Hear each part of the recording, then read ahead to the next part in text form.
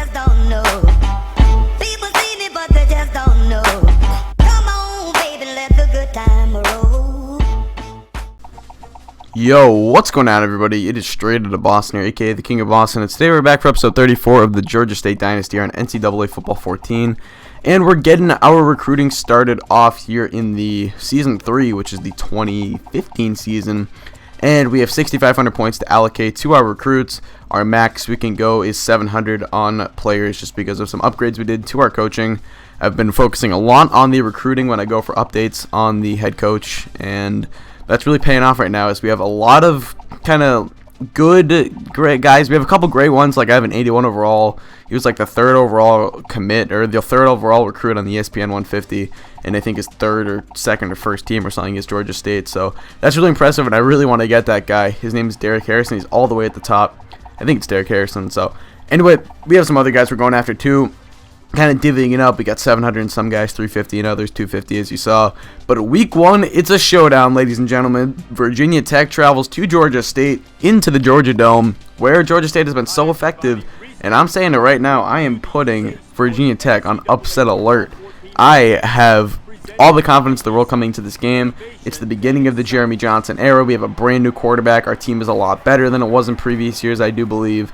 But we will see. I have a lot of confidence coming in. I just think we have a really good team coming in this year, and I think we're in the Dome. I think we can beat this team, but we'll see if we can get it done. So Cameron Melton gets things started out as we're all the way to the 2:28 mark in the first quarter. That's a nice little 7-yard punt return. Now Ronnie Bell getting the handoff here, playing some running back for us as he has been moved out. Really, he would have been the third or fourth string quarterback at this point, just behind Ben McClain and Jeremy Johnson. Ben McClain's up to like an 89 overall right now, so if anything were to happen to Jeremy Johnson, it would be hard to justify not going to McClain. But the Jeremy Johnson era is looking strong so far, as there is Justin Wagner for the 8-yard reception. That is going to set up a 3rd and 1 coming up. Now on 1st and goal, put a man in motion. Hand off to Ronnie Bell, up the middle, touchdown Georgia State. And it's a 7-0 lead early on for the home team in the Dome. I've talked about it before, how much more effective we are on offense, how much more effective we are on defense.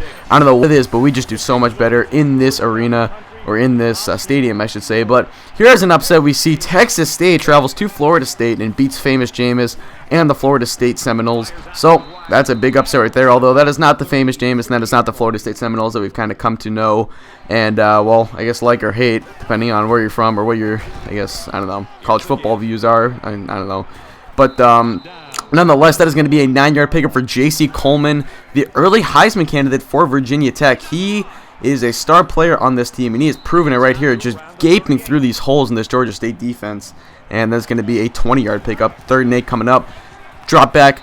Motley looking to the left side, incomplete, and Brendan Motley is 1 of 4. A bad start for him so far, but 4th and 8, they're going to go for it. Shotgun City drops back, looks right side, caught by Caleb right there, just gets the first down. And that's a 9-yard pickup. New set of downs on the way for the Hokies. And here they come now, 1st and 10. Shotgun set is going to be a read option keeper for Brendan Motley. He's to the left side, cuts back in, and he is gone. Touchdown, Virginia Tech. And just like that, we're all tied up at 7. Brendan Motley, the quarterback. Very strong rusher, not a great passer. You're going to see that throughout the game. But here we go. We get the ball back. 5:05 to play in the second quarter, and counting. 2nd and 8. Johnson over the middle. Tipped, and it's off the hands of Paul Walker. Intercepted by the defensive lineman Smith. And that's a huge turnover. Virginia Tech will take over here from about the 15-yard line. And Brendan Motley's going to drop back on a 3rd and 5. Over the middle, incomplete. And that's going to set up 4th and 5. So they'll bring out the field goal unit for a short little 31-yard field goal or so. And that's going to be up and good. And Virginia Tech takes a 10-7 lead, excuse me. But Cameron Melton here on the ensuing kickoff, going to try and get things going for Georgia State. He goes to the outside. His first game as a Panther. He could go all the way, and yes, he will, to the 2015 10-5 touchdown. If you guys remember last year, Kyle Flowers in his first game as a Georgia State Panther ended up returning one for a touchdown. Well, Cameron Melton trying to spark some energy into this Georgia State squad. We get the ball back on offense. Ronnie Bell to the left side, or to the right side, and man, my controller just flipping out again, and that's going to lead to a touchdown for Virginia Tech. So my controller, sometimes it flips out. I fixed it now. I can actually use my PS4 controller on my PS3, so no more of these like dumb fumbles that have cost me like multiple games now. So ensuing possession, 17-14, Jeremy Johnson drops back. He gets hit. That's a sack. 2nd and 21 coming up as he loses 11 yards on the play. Now, next play, 2nd and 21, Jeremy Johnson going to drop back. He gets sacked again in the offensive line. is looking very porous right now. Lots of holes in it. And here we go, 3rd and 30. Ronnie Bell to the outside, just gonna have a safe play. He fumbles. This one wasn't even the pitch glitch thing or whatever. That was just a fumble. Once again, return for a touchdown. And look at this, folks. A 14-point turnaround for Virginia Tech.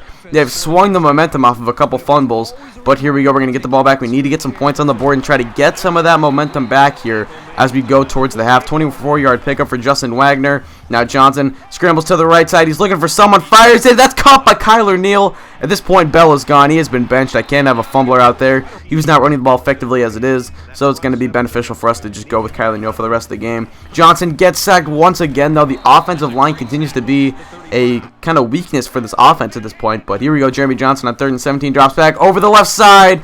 And incomplete. Sean McCarthy with a great play right there. 4th and 17 coming up. We're going to go for it. Kind of a no man's land right to the right side. Caught by Paul Walker, the athlete that we recruited. One of our top freshmen incoming to this recruiting class. And he's making an impact immediately. We go over the middle. Tipped and almost intercepted. And it's dropped by Ronnie Bell. But 4th and 6. We're going to take the 3. We cut it to a 7-point lead. And we are in this ball game, folks. We are not going away just yet. 24-17 is going to be the score as we enter the half.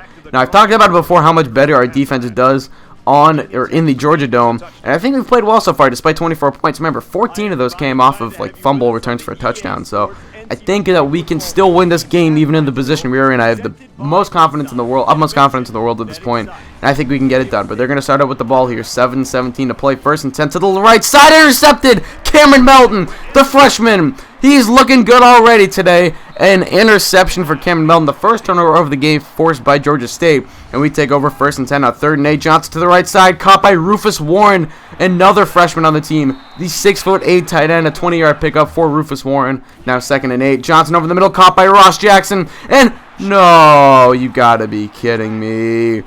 We could have tied it up on that play, but oh man, my controller is really killing me right now. And on the next play, here we go. That's going to be an 11-yard pickup for Dimitri Knowles.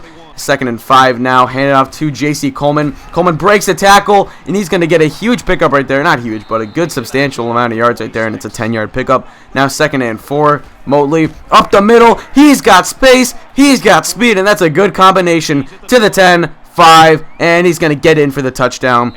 31-17, a huge 14-point swing right there. What looked like it could be a 24-all game turns into a 14-point lead for Virginia Tech. So on the next possession, we have to get something going here with just 4:18 to play in the 3rd.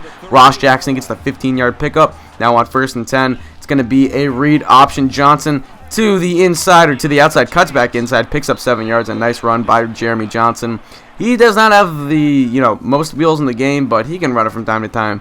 And Jordan Giles is there for a nice streak route over the middle, a huge pickup. And 1st and 10 coming up for the Georgia State Panthers. Johnson, once again, looking deep. Caught by Jordan Giles. A beautiful deep ball by Jeremy Johnson and a great catch by Jordan Giles. And we are back within 7. 31-24 is the score, but here comes Virginia Tech. 2:40 to play. Brendan Motley is going to fire it left side, caught by Asante, and Antonio Huff, another freshman, is in pursuit. Can he catch up?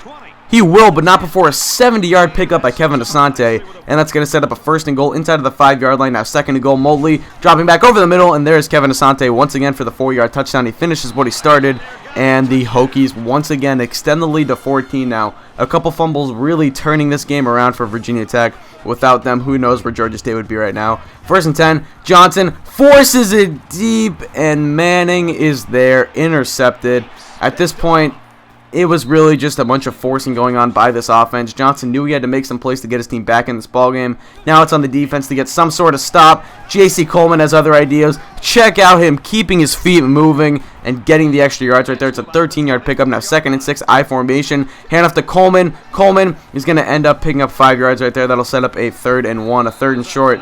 And that would lead to a new 1st down. And here I accidentally player lock because my controller's killing me. And Motley up the middle. He could go across the 20, 15-10, and he's going to finally be brought down. But it's a 59-yard pickup for Brendan Motley. And now 1st and goal, shotgun set. It's going to be a hand off to J.C. Coleman, and Coleman into the end zone for the touchdown. 5-yard touchdown run, and just like that, it's a 21-point lead. So here we go. We need to get a couple quick scores. Johnson's going to have to force something if he wants to make a play. Deep. He's got a man. That's caught by Ross Jackson, but it's just overthrown So we're going to have to make a couple more plays here if we want to get 6 on the board. To the outside, intercepted. Fuller is there, the 6th turnover on the day by Georgia State. But we're going to get the ball back, luckily. 4:59 to play, 3rd and 10. Johnson, oh, he's just losing it at this point. My goodness.